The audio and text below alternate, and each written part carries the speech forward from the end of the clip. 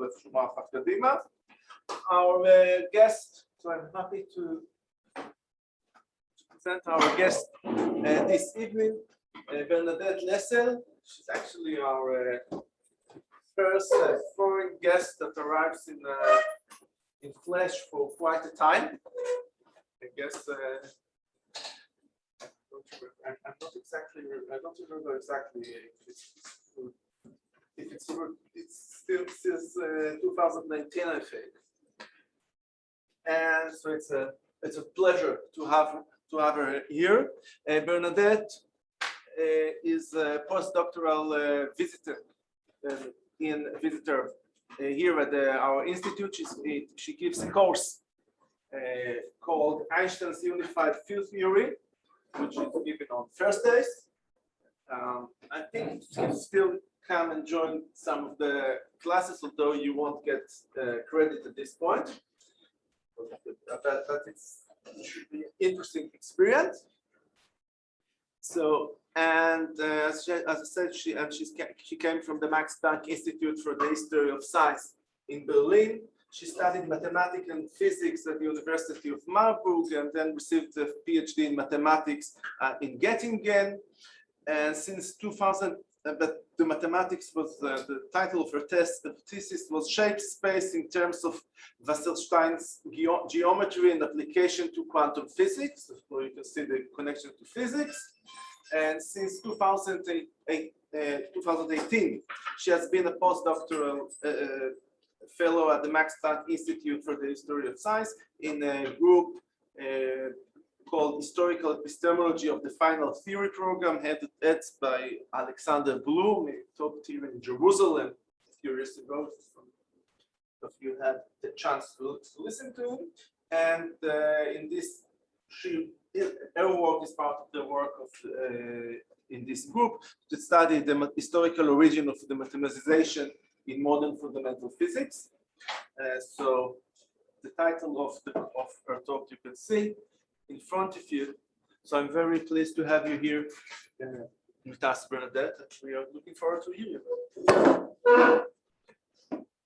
רואים מספיק טוב את המצגת? Okay, thank you, Short, for the kind introduction and for having me here. I hope you can hear me well, because I'm not a loudspeaker. You are not a loudspeaker, but this microphone is connected to a loudspeaker.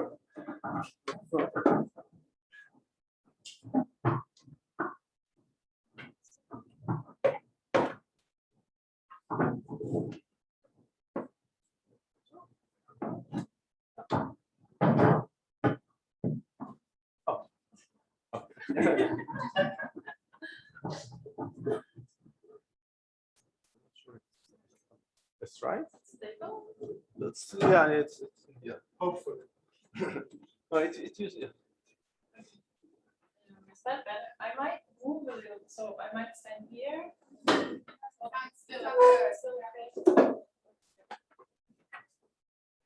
Okay. Well, thank you again. I'm a bit overwhelmed. I haven't seen so many people sitting in front of me in quite a while, so I have to get used to this a little. So I've been told this is recorded, right? Yes. From where? Where should I? No. You don't have to take care for that. Okay. No, but I kind of. No. Make sure that you'll be seen. No, that's not what I mean. Yeah, the picture, it's there. No, it's like definitely.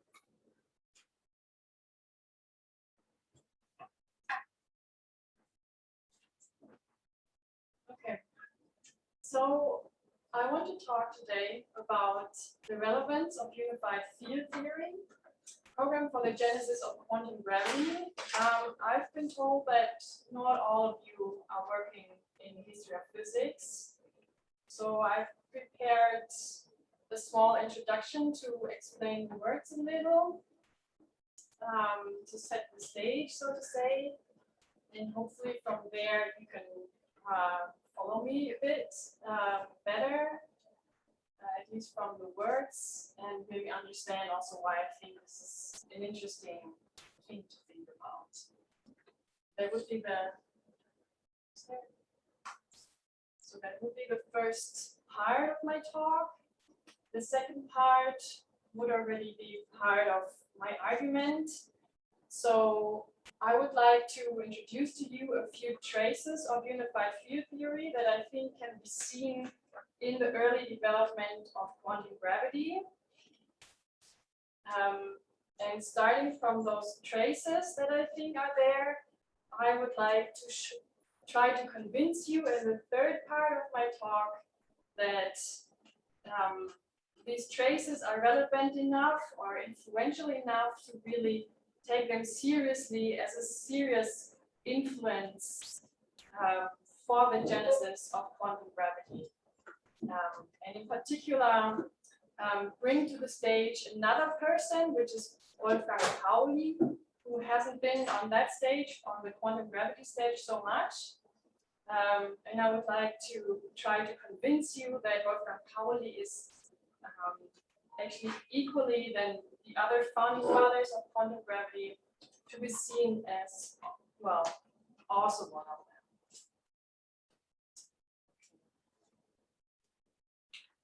Yeah, I wanted to make a remark about the mountains. So I downloaded a template from the internet, and this was like a historical theme. First I thought, okay, I'm not gonna give a mountaineering talk, but then I thought actually it's nice because you can see it if you want like this, that the small mountain here is special relativity, and the bigger mountain here is general relativity.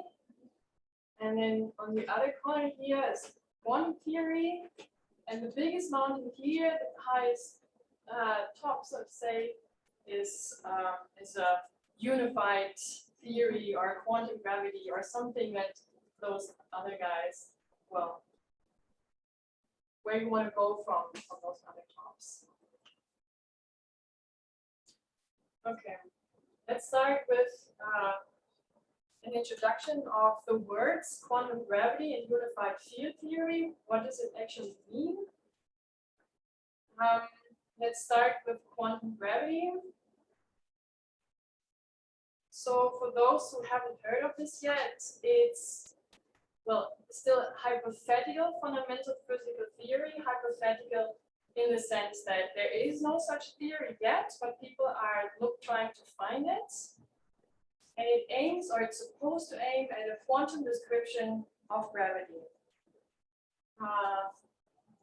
Okay, what does that mean? If you don't have a background in physics, you also might not know what quantum physics that is so much. You don't need that also for this talk, it's okay. But maybe like to get a feeling for this, in the beginning of the 20th century, people discovered properties of nature that behave differently from what they were used from like so-called classical theories. And those properties were corpuscular well, properties of light and energy and probabilistic behavior, and those traits were developed in a theory called quantum theory. And quantum theory basically took over almost all of physics, almost all of fundamental physics, but not gravity yet. So there's still no description of a quantum description of gravity. But people think there should be, kind of, because why wouldn't there? And it would maybe also help understand a few things. That's this theory called quantum gravity. Yeah, from a contemporary perspective, one might think that quantum gravity is the result of of a successive progression of quantum theory that like successively took over all of physics. That's how I narrated it also right before. But what I'm aiming to try to show to you today is that there's actually another player in the game, another big program in fundamental physics that was relevant for the genesis of quantum gravity, and this is unified field theory. Unified field theory is an equally hypothetical fundamental physical theory. The difference is, though, that it's a classical field theory, so it does not treat any quantum traits of nature. It doesn't aim to do so. Well, sometimes it does, but in a classical way, in a like an old-fashioned way, if you want so. But the basic aim of a unified field theory is to unify, well, fields, but which fields? The gravitational field and the electromagnetic field. And the tradition to aim to do so, to find a unified field theory, is kind of long. It's much longer than, or older than quantum gravity. It starts as late as, well, general relativity was found, but actually even earlier. So unified field theory is around for quite a while, much before quantum gravity. So this was my setting the stage. It was maybe brief, but I hope that you got at least a feeling for those words. And now I would like to show some traces of unified field theory that I believe you can see in the very early days of quantum gravity, and that I think that haven't been focused on in historiography so much so far. So I think it's fairly safe to say that there are 4 founding fathers of quantum gravity. Of course, many people worked on it, and but it seems to me that those 4 people, Leon Rosenfeld, John Wheeler here, Bryce DeWitt, and Bergman, that they independently kicked off quantum gravity at different times and at different places. And what seems interesting to me is that all of them have some connection to unified field theory. However, today I only want to make a case of Leon Rosenfeld, because that's what I know most about. But I'm happy to talk a bit more about those other 3 cases than in the question and discussion round. Just one mark. May I remind you to use the masses, please? Not you. Yeah, I'm sorry that you can't show.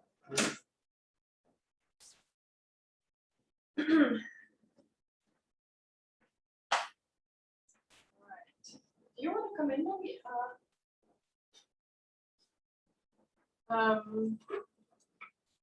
Right. So, as I said, I want to talk about Leon Rosenfeld mostly today. Him and Wolfgang Pauli, yes, we will see later. Leon Rosenfeld was a Belgian theoretical physicist. This picture was taken in 1930, about the time when he wrote that paper here.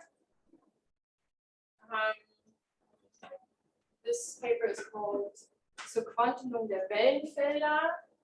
And this is today seen as the first article that systematically treats the quantization of the gravitational field in a modern canonical sense. Of course, there has been done some work before, but this is seen today as the first article of quantum gravity in the modern sense, in the way people are still doing it. So what exactly did he do there? Well, plainly said, we will go a little bit deeper later, but plainly said, he used methods from a program called quantum field theory. You can see this, well, it's in German, but it's written here already on the first page. He took methods from quantum field theory that was being developed at the same time by Wolfgang Pauli and Heisenberg, mostly at that time, and use this to quantize the gravitational field instead of the other fields that were usually being quantized, like the electromagnetic fields. And so it seems to me that up to date, not so much prehistory is granted for this paper, but it seems to me that there is many interesting things to find there, and also things about what really drove quantum gravity to came into being. And yeah, this is well, what I want to talk to you today about. So the first the first trace that I promised you that I think is there is this trace here. It's in German. Well, the whole paper is in German. It's the part where he starts to apply those methods from quantum field theory to gravitation. And he says here, well, the mathematical fundament, the mathematical formalism that we use to describe the gravitational field and how it is coupled to the quantum field is the one that Fock and Hermann Weyl already proposed. And this is the trace that I think is there. So he explicitly uses work of, well, a mathematician, Hermann Weyl. And this is where these methods are from. It's a paper by Hermann Weyl called Electron und Gravitation.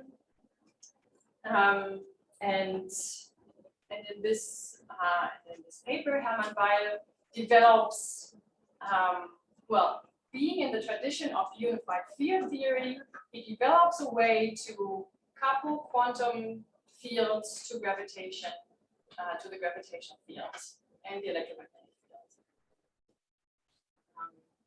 fields. And this part of unified field theory was taken from Rosenfeld and then used for his own purposes in quantum gravity.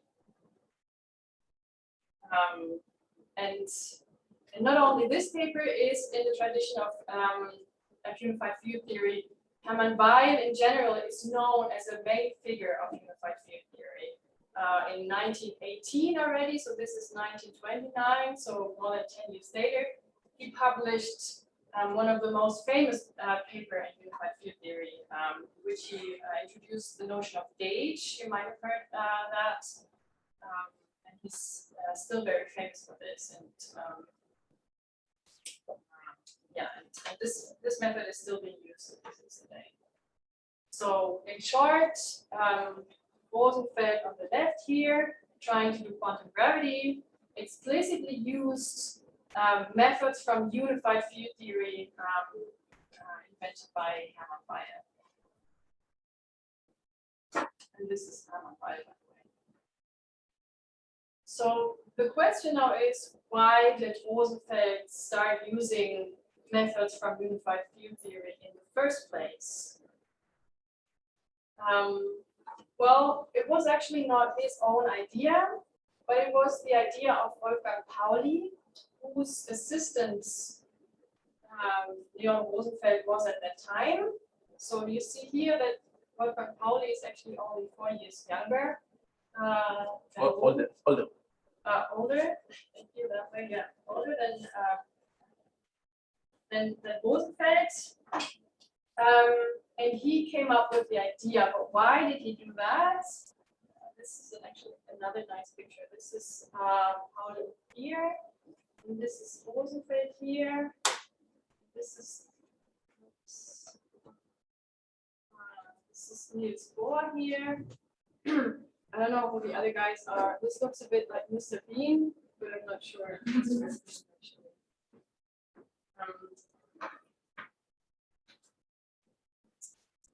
Yeah, Wolfgang Pauli at that time was reading the paper by Weyl, and he was writing letters with Weyl on this. And at some point, he wrote to Weil, well, what now interests me most is the question of how to quantize the tetrads themselves in your theory. And these tetrads here is the mathematical way that Weil used to express the gravitational fields. So what I'm aiming at is to retrace the initial the igniting spark for Rosenfeld's paper to Pauli, and not only to this moment in Pauli's life where he had this idea, but actually to the whole research history of Pauli, because actually what I think is not known so much, Wolfgang Pauli held a lifelong interest in unified field theory. So he's mostly known for his work in quantum mechanics. That's where you probably heard his name before. But he was very interested in unified field theory. He followed what other people were doing in that field. And even more, he did research himself in this field. And I believe it's only because of this that Pauli was so involved in this other line of research, unified field theory, that this paper, this initial paper for quantum gravity could actually come to life. And so for the rest of the talk, I would like to try to convince you to see Rosenfeld's paper mainly in the light of Pauli's research background in U of T, and that it's kind of necessary to understand this background to really understand how it could have happened that quantum gravity came to life. So it's two things that are important to me. The first is that there's one more figure in the history of quantum gravity that I think needs or deserves credit, and this is Wolfgang Pauli. And the second thing is that there's one more line of research that needs to be taken seriously in the emergence of quantum gravity, and this is unified field theory. And maybe one more time, why this is maybe surprising is that unified field theory is a classical theory other than quantum gravity, which is, well, it tries to be a quantum theory. So it's a classical theory that most of the times those physicists that are now still being taken seriously from contemporary researchers is not taken seriously. So unified field theory is generally regarded as something that was kind of like deviated a bit from going straight forward to new discoveries in physics. But actually what I think is that it was really important so that quantum gravity could get started.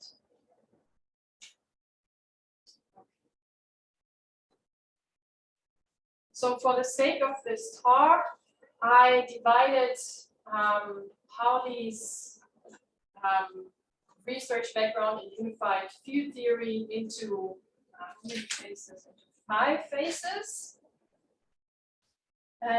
where the phase where Rosenfeld's papers from is the third phase. So this in particular means that there were two more phases before. So this is not in the 1930s. This is not a new thing for Pauli, and also he didn't give up afterwards. He kept on thinking about this, which also shows how serious he was and how he really clung on this theme. Okay, let's start with the first phase. It starts in 1918. If you remember when Pauli was born, he was born in 19. He was only 18 years old then, and he was about to start his studies at the university in Munich. And before he started studying, he already had a paper ready on general relativity. So what you can see there is that he really started his career from the earliest days being based actually in general relativity and not in quantum mechanics. And in the first 2 semesters, he studied this first paper by Hermann Weyl that I told you on unified field theory, the paper where he invented the gauge principle. He studied this one and actually published 2 papers on that. Zur Theorie der Gravitation und der Elektrizität von Hermann Weyl. And then a paper where he calculates the mercury perihelion in Weyl's. And then finally, to conclude this phase, he published a very well-renowned encyclopedia article that was being edited by Felix Klein. Originally, Albert Einstein was supposed to write it, but in the end, Pauli wrote it, and he finished it only when he was 1921. And I quoted here what Albert Einstein said about this article. In this, whoever studies this mature and large-scale work would not like to believe that the author is a man of 21. One does not know what one should admire the most: the psychological understanding of the development of ideas, the certainty of mathematical deduction, the deep physical insight, the ability of systematic exposition, the knowledge of literature, the factual completeness, the certainty of criticism. So it's a perfect piece of work. And I just included this article to illustrate that Pauli really knew what he was doing, and he was an expert in the field of general relativity. And kind of everybody knew about this.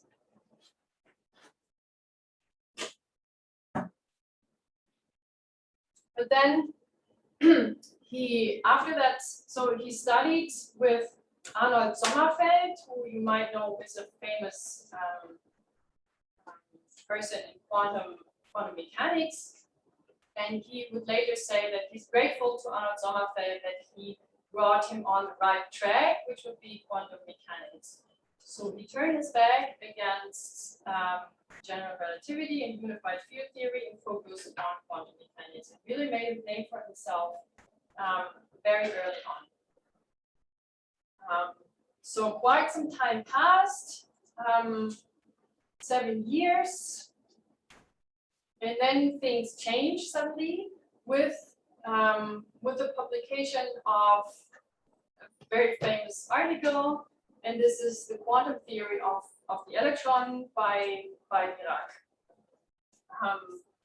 This is the first article that treated the relativistic particle, and you can think of it as it's the Dirac equation, if you've heard this term, that was published there, and it treats a relativistic spinning electron, if you want.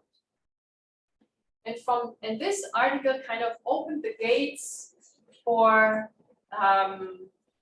speculations of how to include gravity to quantum mechanics, because this is special relativistical, which is like the first step towards general relativistic, which includes gravity.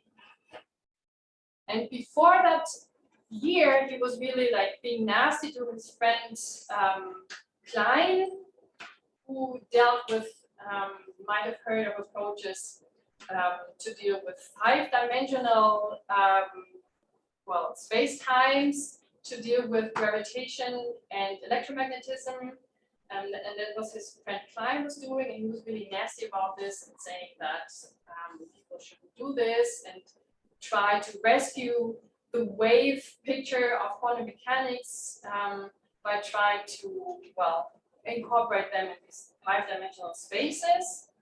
But from that moment on, he kind of changed his mind, and he wrote to his friend Niels Bohr in that same year after he read this paper by Dirac.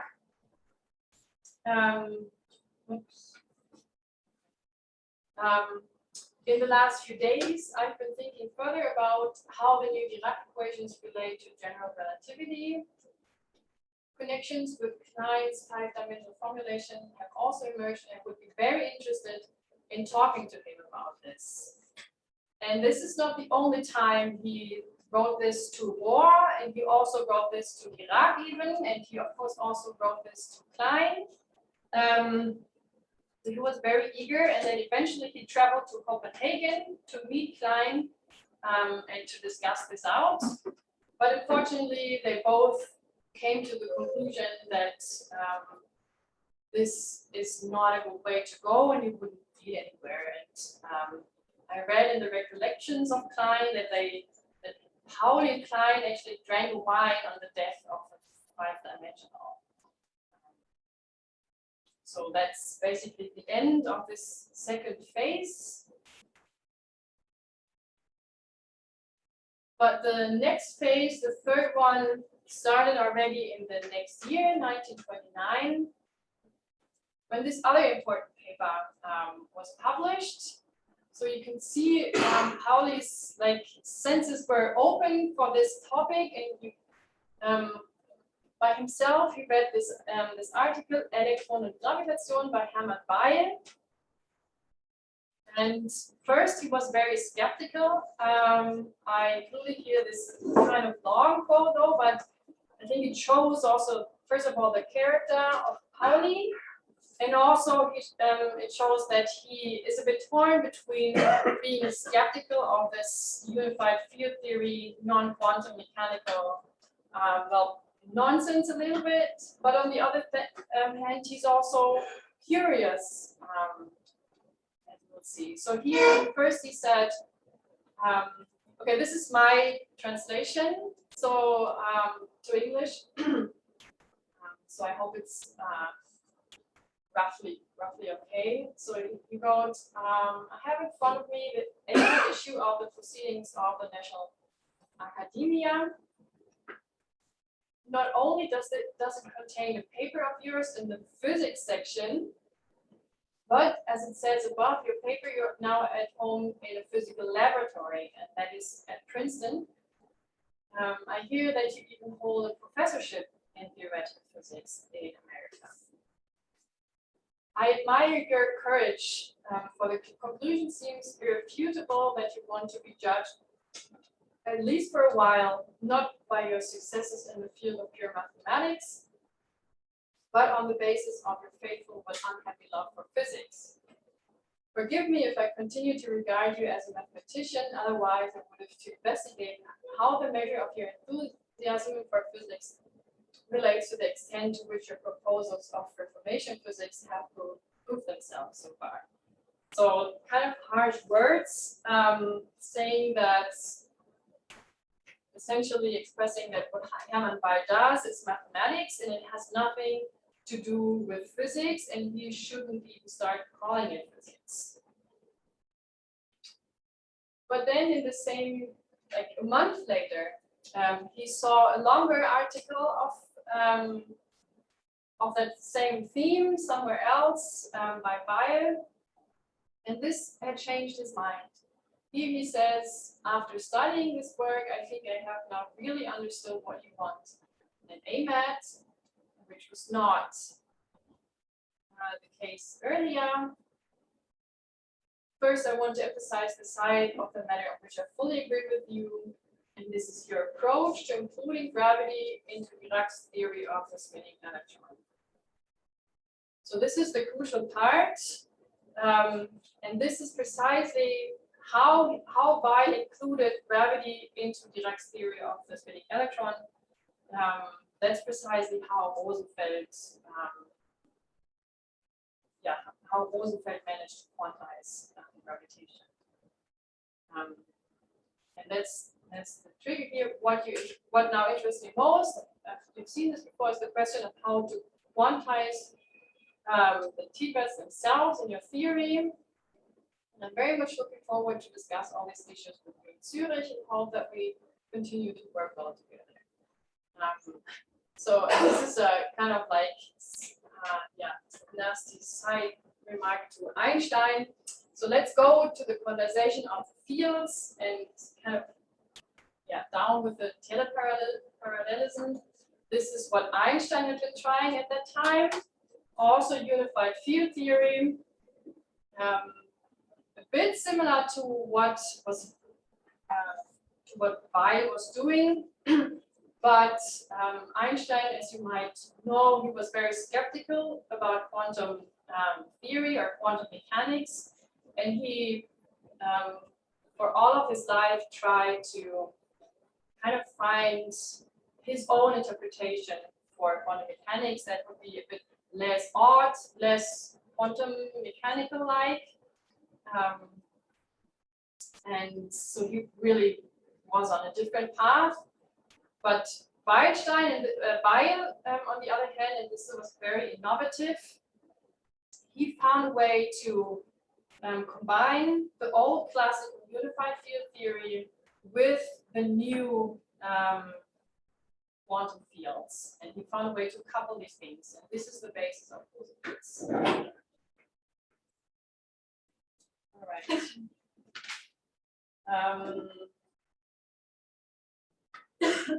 And this, well, as I said already, this then led in 1930 to Leon Rosenfeld's paper, quantum dynamics. Rosenfeld got really far, though he did not manage to write down a constraint Hamiltonian for full quantum theory of gravity, because we know what this means. It's unclear why he stopped the calculation, but it is so he didn't really finish. And yeah, this would also remain the state of the art for the next 20 years, actually. So Rosenfeld was very early for his time, and then in the 50s, Bergman independently reinvented Rosenfeld's methods.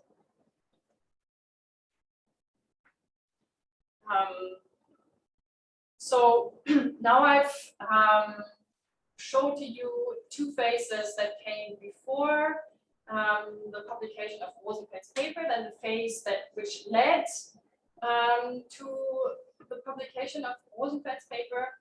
And even though this did not lead to a full theory of quantum gravity, Pauli did not stop thinking about this in the terms of unified field theory. And this is the interesting part. Of course, he never wanted to go back to classical physics, but he kept on thinking that unified field theory is at least mathematically interesting, but maybe could also be of help.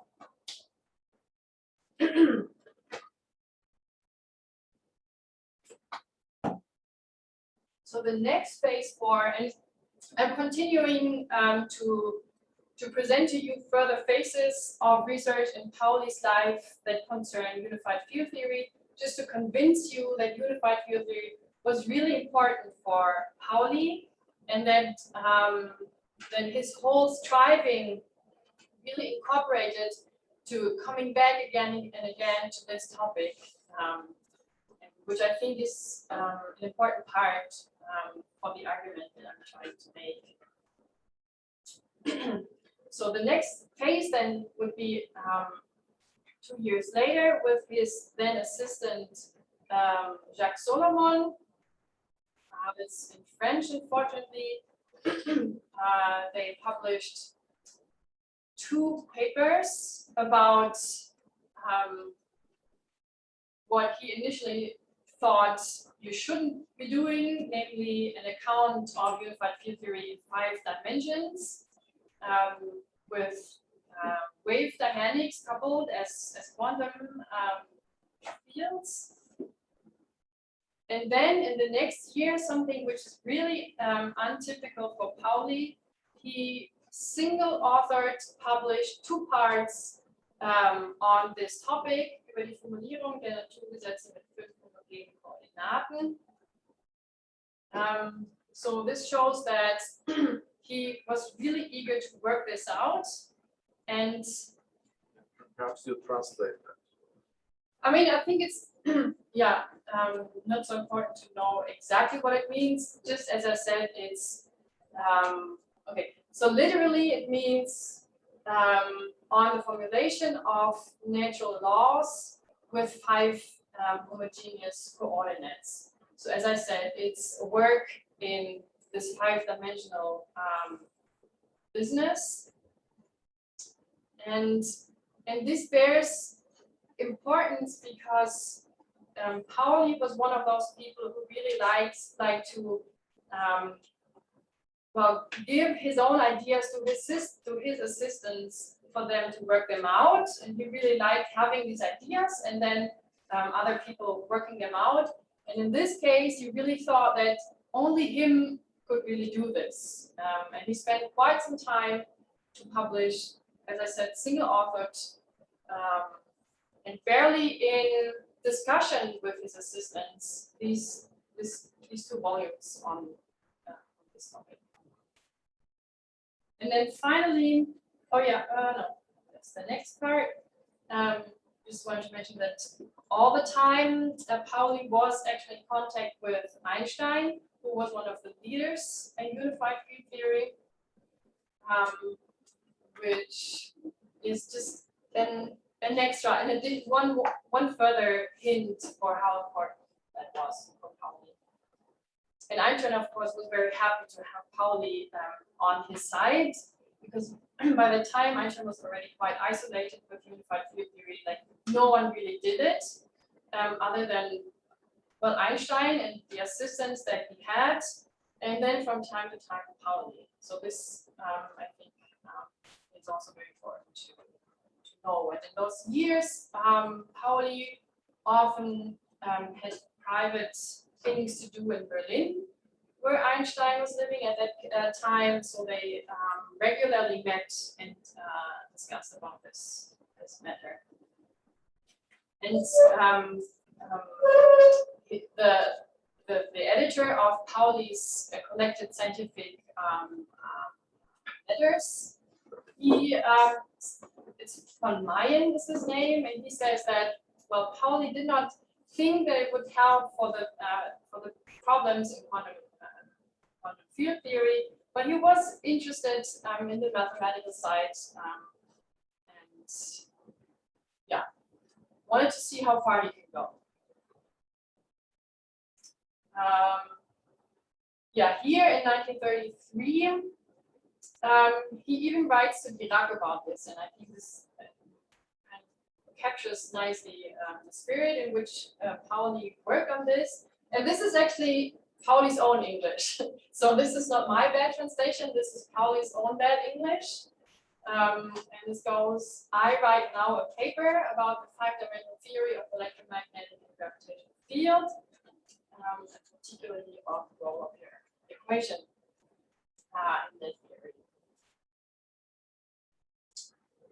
Right, so that was almost the last phase. And in the last one, yeah, there are basically three blocks that I just packed together in one last phase, because I think it's not that important anymore, however important enough to mention. The first one is in 1939, with his assistant Marcus Fiatz. And they wrote a paper which is called On Relativistic Wave Equations for Particles of Arbitrary Spin in an Electromagnetic Field. So what this means, or what the content of this is, So Marcus Fiat's, he gave a general expression. So for those maybe physics expert among you, he gave a general expression for the for covariant commutation relations for fields with arbitrary spin. So he kind of formulated the covariant quantization methods applicable to, well, to Lorentz covariant theories, which was not per se applicable to gravity, but they managed to apply it to linearized gravity, which is kind of like gravity, but a bit like with not so strong gravitational fields, if you want. And again, for those experts of you, they managed to show that linearized gravity is precisely the unique Lorentz covariant field theory of a massless spin-2 field. So, and that's what they did in this paper here. They kind of quantized linearized gravity. So, but after this, there wasn't, yeah, that was pretty much the last thing that he really published about this. There were just a few, after this, only a few scattered notes that I think one can roughly gather together in two themes. The first is this idea that one should geometrize nuclear forces also. And this is interesting because I think I just have to move it. It's Some kind of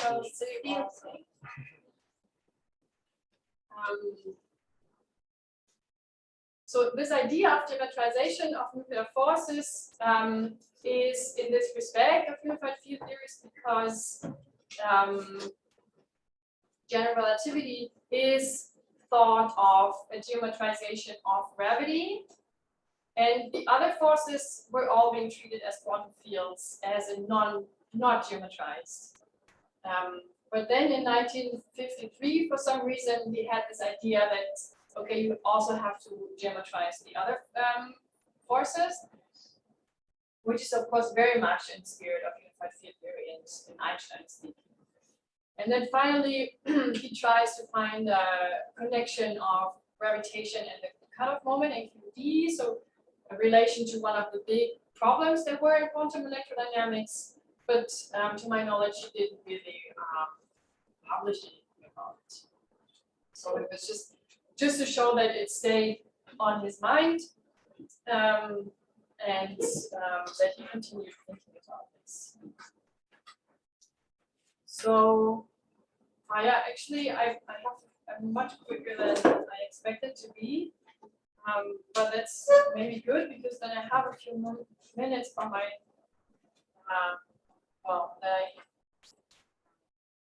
to go back to this. I know it's something you actually should never do because this is guaranteed that you will confuse everybody, but I will just do it nevertheless. To go back to this slide here, if you remember, I started off by saying that, to my opinion, you can find traces of unified field theory in the work or in the thinking of all four founding fathers of quantum gravity. And so far, I only dealt with Rosenfeld, but now I just take the liberty to say a few words on those other guys as well. So the traces here aren't so much worked out that I haven't worked out in the case of Rosenfeld, but I think it's very intriguing to see that there is something to be found already also from the other guys. So for Peter Bergmann here, for those who know him already, they definitely know that he was an assistant of Einstein, and they together co-authored papers on unified field theory. And that was before his career began as rediscovering independently Leon Rosenfeld's calculations from 1930. And it was throughout all his strivings in the quantum gravity important to him that you always try to find quantization mechanisms for general fields so that you can in the end apply those to unified field theories and not only to the other fields. And the second case is the second strongest case is Wheeler. Wheeler was a professor at Princeton. John Wheeler, you might know him if you know a bit about black holes or so. That this is his name often mentioned in this connection.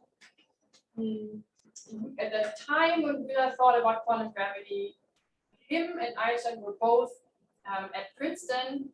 And they regularly met and talked about unified field theory. Wheeler was very serious about understanding unified field theories, and in his general method of what he called conservatism, he tried to make the most of unified field theory and try to see whether there's maybe a way to understand quantum properties via those theories. But then that there isn't, and kind of started his own program, but it's it's very well worked out in his historiography by Alexander Boom. Actually, that there's a strong connection between Wheeler and unified field. And then finally, the third case, Bryce DeWitt, who is maybe by now one of the most famous founding fathers of quantum gravity. The traces there are, I think there's still some investigation to be made there. But what is very interesting is that that he got the idea to quantize gravity after reading a book on general relativity by Bergman. So there's a direct connection, and Bergman in this book treated unified field theory. This is the first clue. The second clue is that at the same time when DeWitt read this book, he attended a lecture by Bergman's doctoral advisor, who, on general relativity. So there's another connection. And the third thing is that in his notes from DeWitt, you can find early quantization approaches, which he called quantizing the Vierbein. And the Vierbein is exactly what Weil brought into the game for quantum gravity.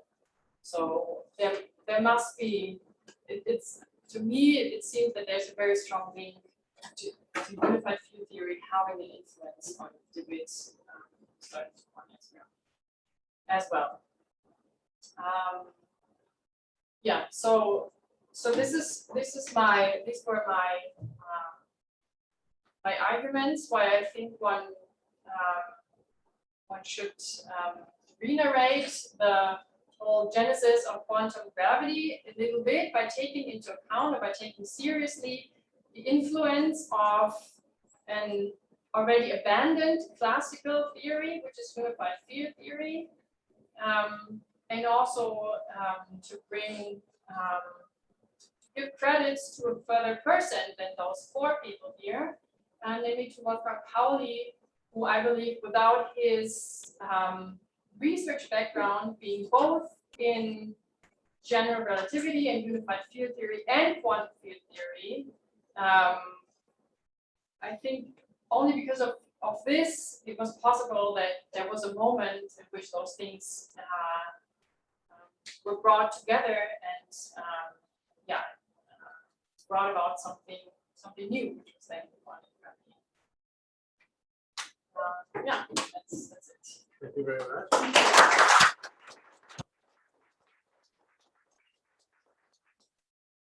So the floor is open, guys. Thanks. It was really interesting question.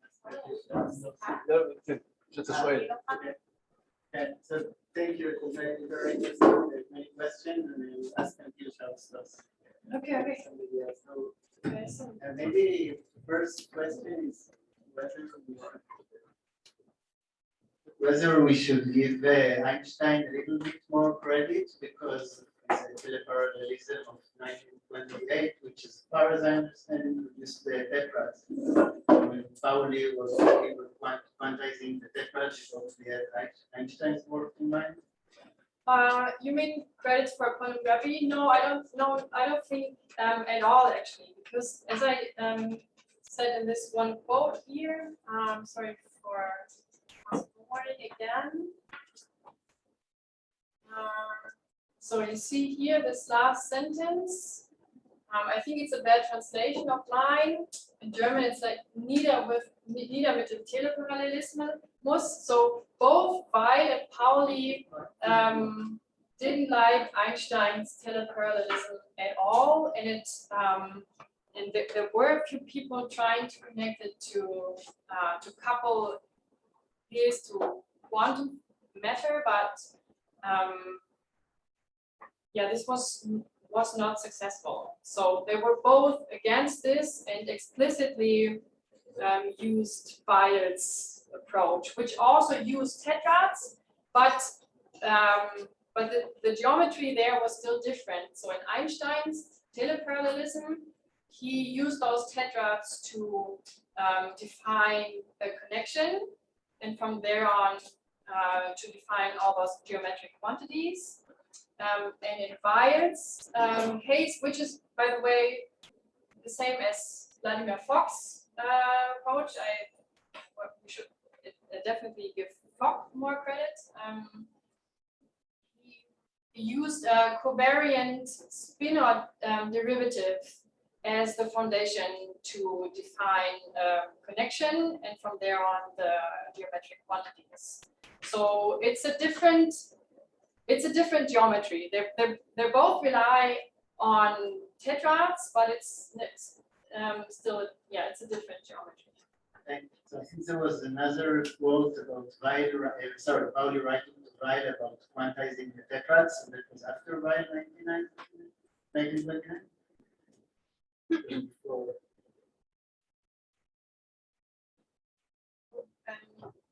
Which quote again? Somewhere one of the first slides Before that, of the tetrads. maybe that. Oh, maybe you might mean.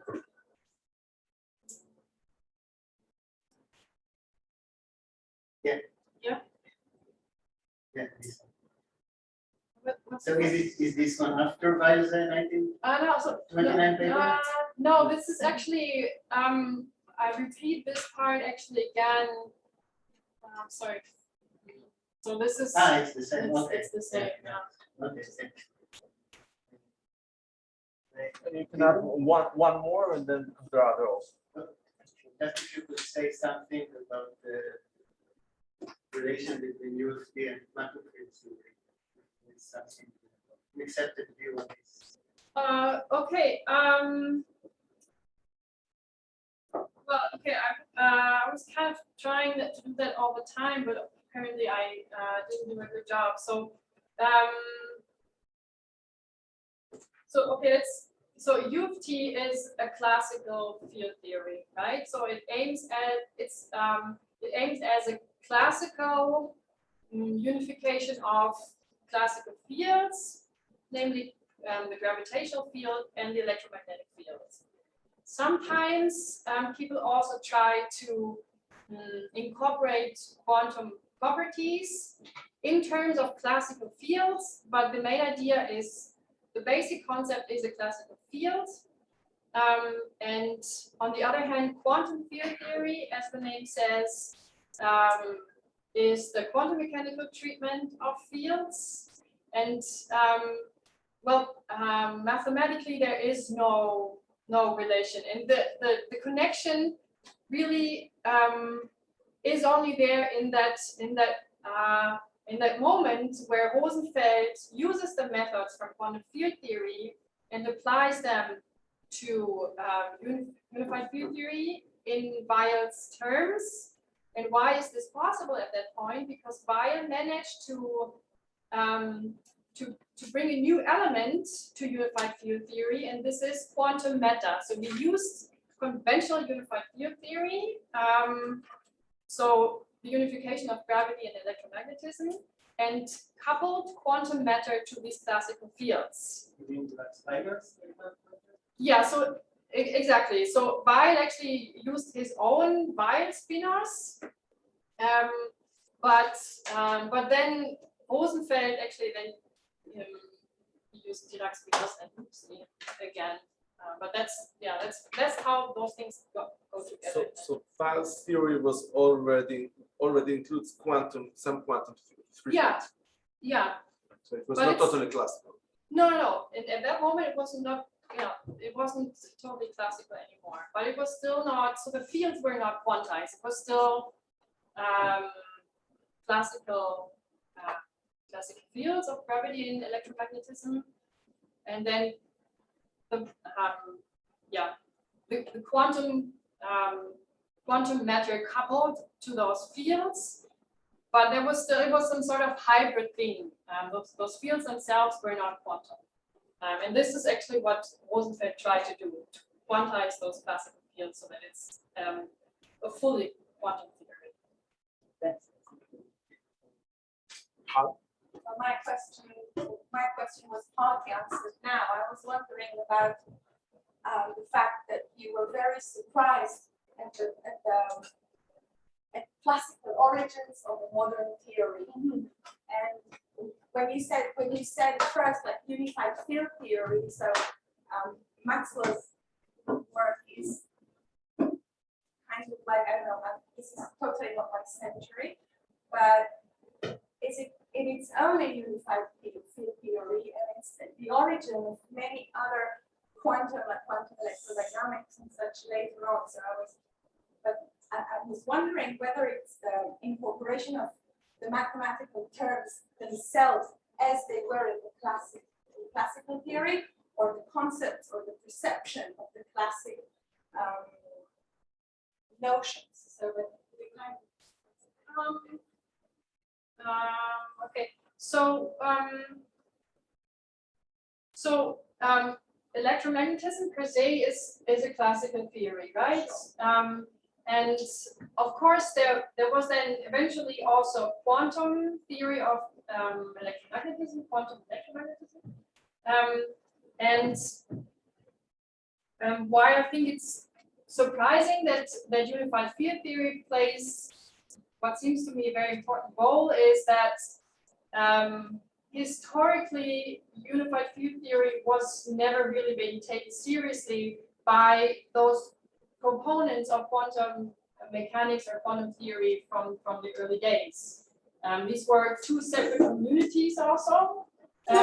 This is why it's so special for Pauli actually, because he was kind of he was able to talk to both communities. So it's not the classical origins that surprise you, is that it's an unsuccessful theory. Well, both.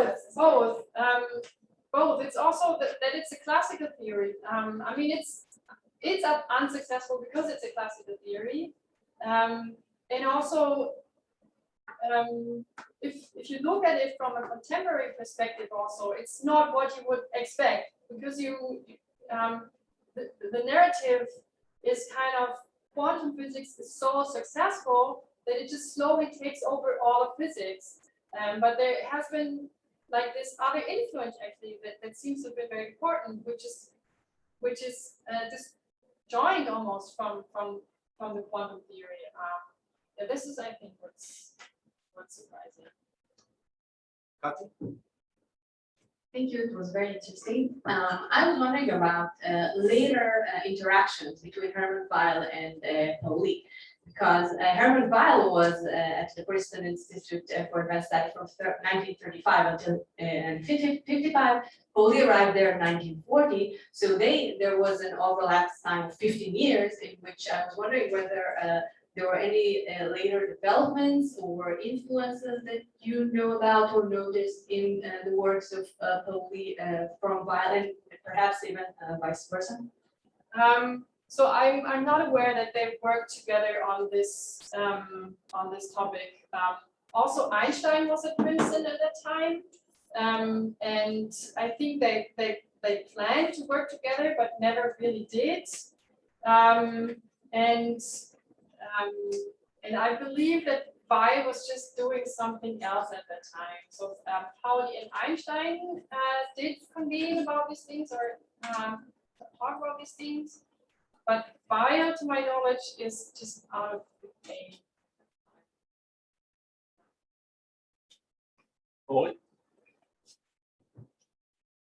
So my question comes to this from the perspective of the history of science. And throughout the talk, your rhetoric was that there's this field, quantum gravity, and there's this maybe an undercurrent or some unexplored part of it that needs to be more research, which is this influence of unified field theory.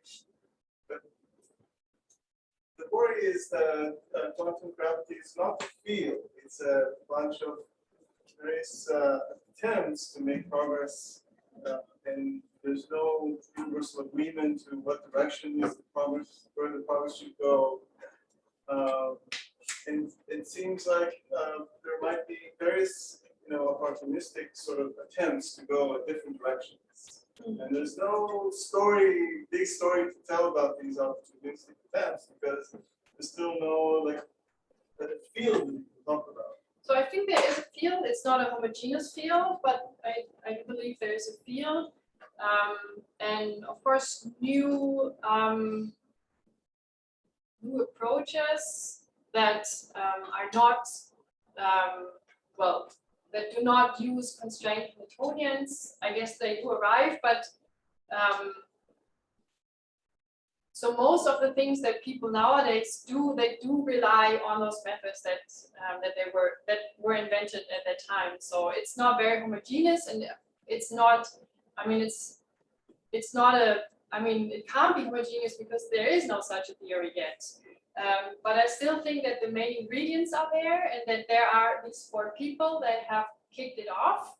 And after them doing this, the field was kind of bare. That there was this the word for it, and that this common aim, and so so it was already out in the open. And I think it's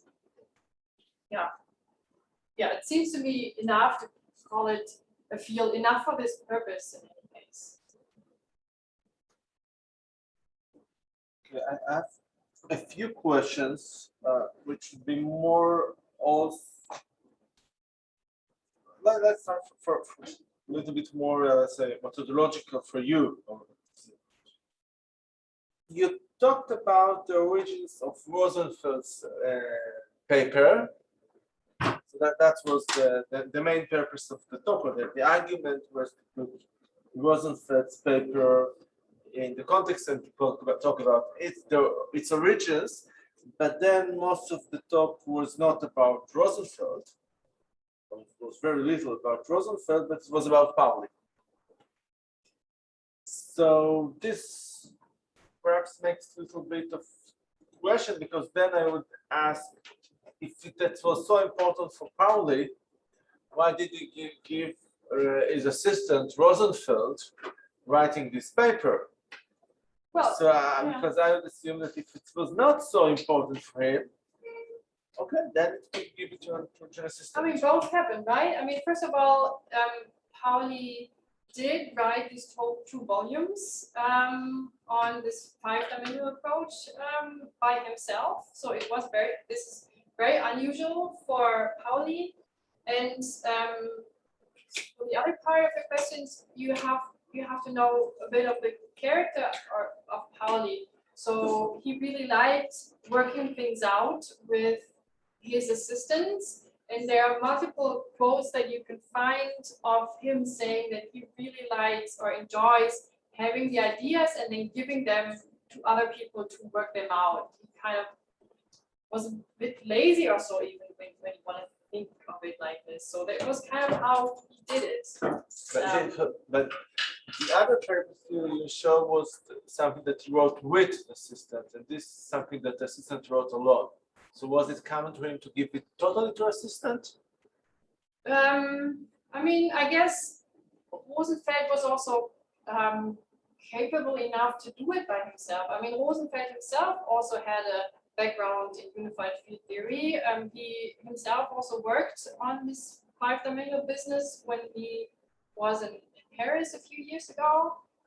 Before that, and I mean, they did discuss it with each other, and he also mentioned Rosenfeld doing this in letters to other people. Why he himself did not do this in the end, I mean, yeah, I don't know. I'm not sure if there's yeah, I guess it just happened that way, but I wouldn't say that you can infer from this by any means how important it was in the end for him, I guess. So he in any case followed it very closely. He commented upon this. Maybe one thing was that he was very involved at the same time also with the development of quantum electrodynamics, which had many difficulties, very serious difficulties also, where he was very worried about. And at some point, I think he also saw the difficulties that came with Rosenfeld's calculations, and that it probably might be so that this is not going to lead to success also. So I'll ask it now. Similar question in a different way. So why didn't you go in this paper much into the history of Rosenfeld himself? Or now you mentioned that he worked on 5-dimensional theory before, but you didn't mention that in the paper. So wouldn't we find some interesting connection in Rosenfeld's own work? I actually just forgot to say that. I did plan to say that. Yeah, that's the only reason. It's certainly important, and that's certainly no coincidence that Rosenfeld got this task from Pauli, no one else. And then you can connect Rosenfeld also to work on unified field theory before 1930. Yeah. Which is independent of, or not, in addition to the connection with Pauli. Yeah, it's independent. He did this with Du Bois actually. But I think it's other than that, Pauli, that Rosenfeld was just suitable executive force for that task. It's not so important because I don't think that Pauli, that Rosenfeld himself would have had the idea to do this in this very moment. So me personally, I just see Rosenfeld as the one who did it and who was, because of his background, able to do this. Okay. My position here is that you stand here is that I think you need to have a little bit more of an evidence to take out the full agency from Rosenfeld and move it to Dirac. I don't want to take out the full agency. I just want to give Pauli more agency at least. But maybe I overemphasized it a little bit. That might be. Other questions?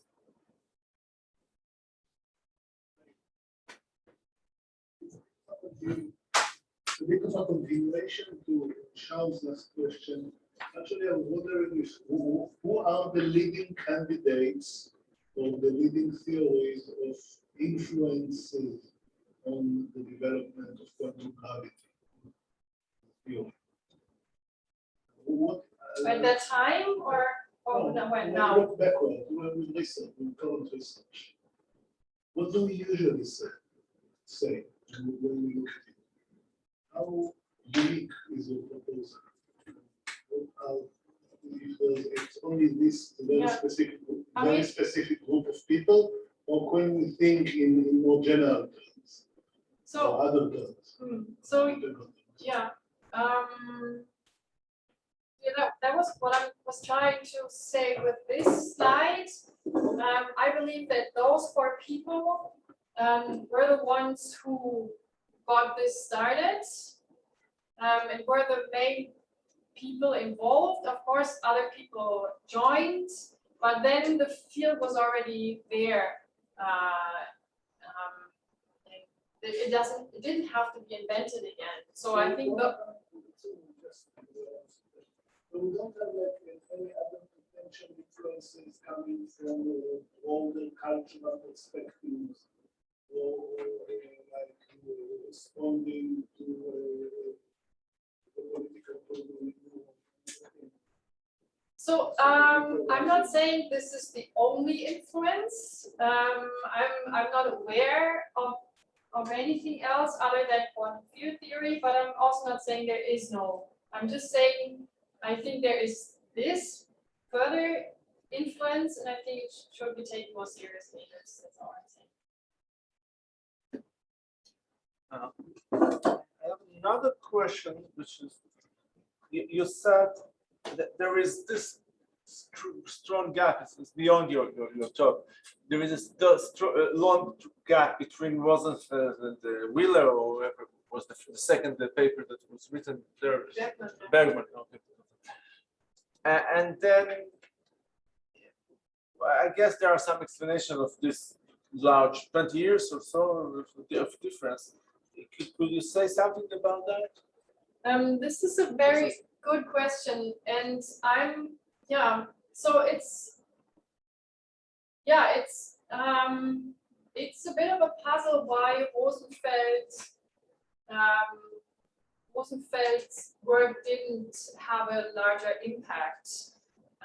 There doesn't seem to be much talk about it at that time, really. Maybe because he didn't manage to write down the full constraint Hamiltonian, so he wasn't really able to finish this whole program. Dirac certainly knew about this, but didn't really comment on this.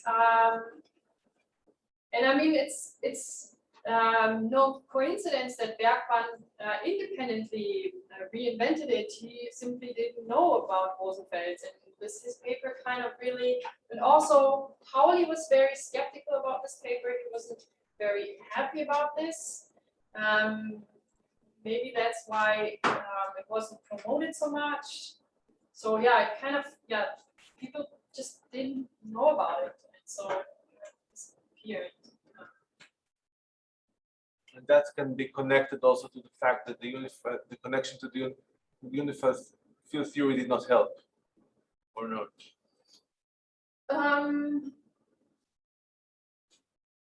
I never said that it did not help. I mean, it. No, I mean in the reception, not in the.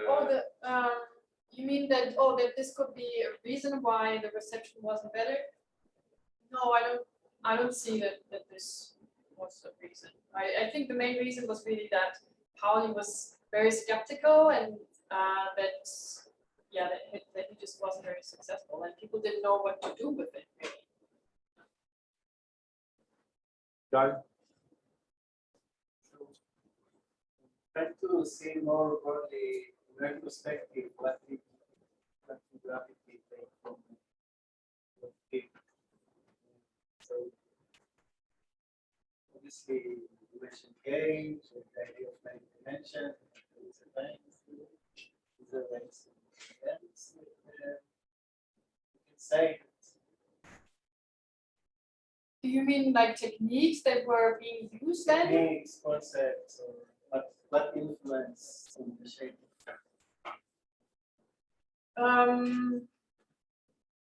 I mean, there are always so many approaches to unified field theory, and the 5-dimensional version is certainly one of the most prominent, and then the one by Weil, like having made it directly to a quantum gravity paper.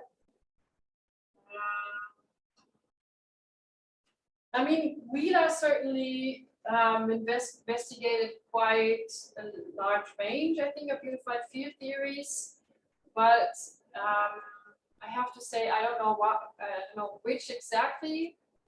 But in any case, he concluded that they wouldn't be of use for him, so he probably didn't really use them mathematically. De Witt used this Vierbein, probably Weil's Vierbein, and I don't know of any other explicit use of math in quantum gravity works at that time, at least. So I think we complete now, end now this part of the evening. We continue at the Hugatsfone, or the pub near the university here. So everyone is invited for a drink. And I thank Bernadette for